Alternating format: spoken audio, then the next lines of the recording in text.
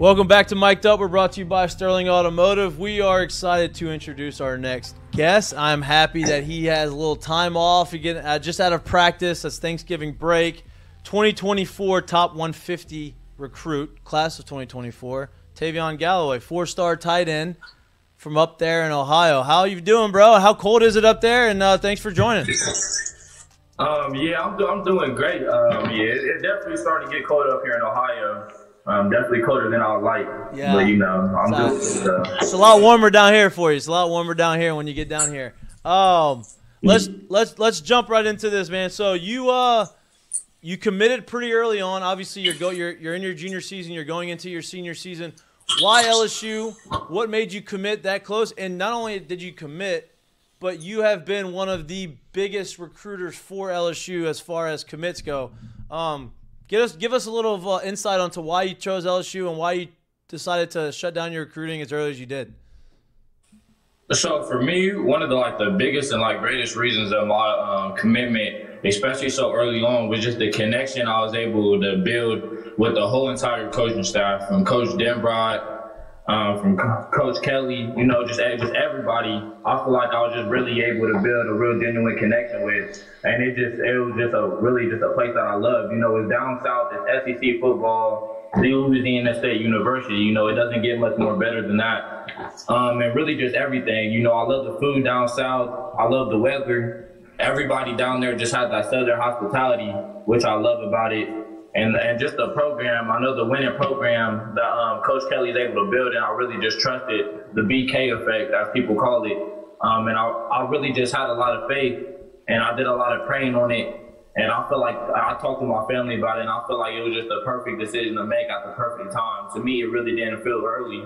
I feel like I had enough time in the recruitment game to really know, that's the school for me. Well, we're excited to have you down here. Listen, I did some research on you. I looked at some articles. I was trying to get a little bit of insight into your background. You didn't really start playing football until what, 7th, 8th grade, and you got introduced to it. You were kind of you didn't really grow up in the football world, and all of a sudden you did it, and it started clicking for you. What what was the biggest adjustment, and how early on did you realize, damn, I really like this sport? So for me, you're right. I did start playing football at 7th grade. My uncle actually got me into the sport, and he just thought I had the body to be able to be a good football player. So I just started it, and just really something to keep me in shape, because I grew up basketball was always a big thing for me, and that was always the sport that I looked at. But I always was really an athlete. So I started playing football my 7th grade year, and throughout my middle school years, I liked it, but I didn't really fall in love with the sport yet. But as the summer, really going into my freshman year, I'll say that's really whenever I started taking football a little bit more serious, but still basketball was my main sport. But as I was just playing football, I started actually seeing how good I was. I started putting the work in, because even though my main focus was my main focus was basketball, I still trained for both sports. Because that's really just what my uncle taught me. That's why he's a big inspiration to me. He's like, anything you do, you got to go your hardest at it. So I was still just putting the work in. And so the summer going into my freshman year, I started picking up my training a little bit. I wasn't just an average football player. I seemed a little better than the rest of the guys around me. And as I started training, and I started really seeing really just what I had different about me than the other kids, I could tell football could really be something for me. And then my guy Darren Gamble, he runs DJRS. It's a recruitment business, a recruitment service. He helps kids get out there and helps people build connections. So, Marco, was you saying something? Oh no, you're good. You're good. Sorry, you kind of broke up, but you're good. You're back. We got you back. But I started talking with him, and he was really just talking to me, just asking how serious I was about football, and really where I would future being at with football. And he just told me that he thought I had a really high ceiling, and I just stuck with his word, and I kept grinding hard. And it just all came out to this. I started getting offers, I started getting looked at, and I just kept my head down, grinding, kept my faith towards God, and that's where it landed me at today. That's all you can do. Tayvion, so with the way football is, and obviously level to level, the amount of it changes and becomes more and more. But growing up in the basketball community and not really taking on football until your 7th grade year, how much of an adjustment has the physical side of the game been for you as you've gotten more and more into it? It's definitely been an adjustment because basketball, especially nowadays, people like to say that it's like a softer sport, like not how basketball was back in the day. But I was always a real physical player in basketball, so that physical aspect, that was always in my mental for real. But it definitely took some adjusting. It's just a different game. You got to do certain things and use your body in different ways. But I feel like I adjusted to it pretty smoothly, especially all the training that I did just made it easier for me. Tayvion, obviously, tight end commit, which is, if you've seen LSU play this year, which I'd imagine you have a pretty firm grasp of what they're doing, how excited are you to get in that offense when you see what Mason Taylor's done and only his freshman year? Obviously, your class of 2024, but whenever you get to Baton Rouge, what about that offense excites you, obviously being a tight end? The way they use Mason Taylor this year, especially with him just being a true freshman, they be using him extremely well. And they obviously lack in the tight end position this year than what Coach Kelly and Coach Denbrock want them to be at. But, I've been really excited. I don't think you can get much more excited than what I am, especially the faith I had in LSU, just seeing what they've been able to do this year from a winning aspect, just seeing how the program has actually changed culture-wise. And really just seeing how Mason Taylor's been used. I mean, he's been making big plays, big touchdowns. You've seen it against Alabama. He had 2 huge touchdowns, and he ultimately won the game for us against Alabama. So, I'm really excited to get down to Louisiana. So, as excited as you are, early commitment, being one of the biggest advocates for trying to get other players here as well in your class and, before you. How often do you shoot these "you up" text out? Been watching this? Hey, big head. Yeah. Man, it happens pretty often. I love that. Yeah. I love that. Hey, talk to me. So you're in 2024, right? Obviously, the recruiting class coming in next year is pretty. They're ranked in the top 5. They're just getting better and better. But the 2024 class looks like it's coming on. It's going to be a top 5 class again as well.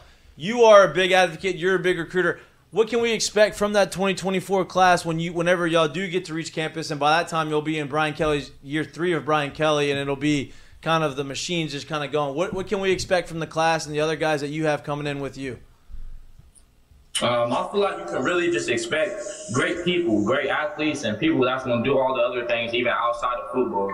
But I feel like we're just going to all be hardworking people from everybody that I talk to. Everybody seems high on faith. Everybody seems like they're really committed to their craft, and I really love that. And everybody seems like they're really bought in to what Coach Kelly got going on in Louisiana. So whenever we all get to Louisiana, I think we're all just going to be players that just put our head down, get to the work, and the outcome's going to be great.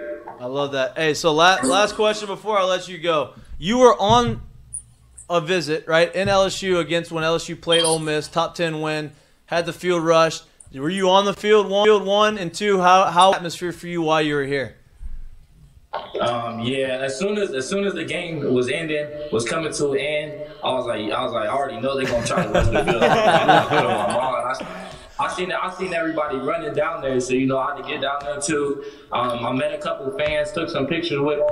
Asked them how they thought about the game and things like that. But, I had a great experience. I feel like every time I've been to LSU, it's been a great time, even if it was a game day or not. Yeah. I've been showed a lot of love by the staff, loved by the fans, and just everybody in the community has showed me lots of love. And, I seen everything great. Everything that I seen, it looked perfect, and it looks like the type of program that I want to play for.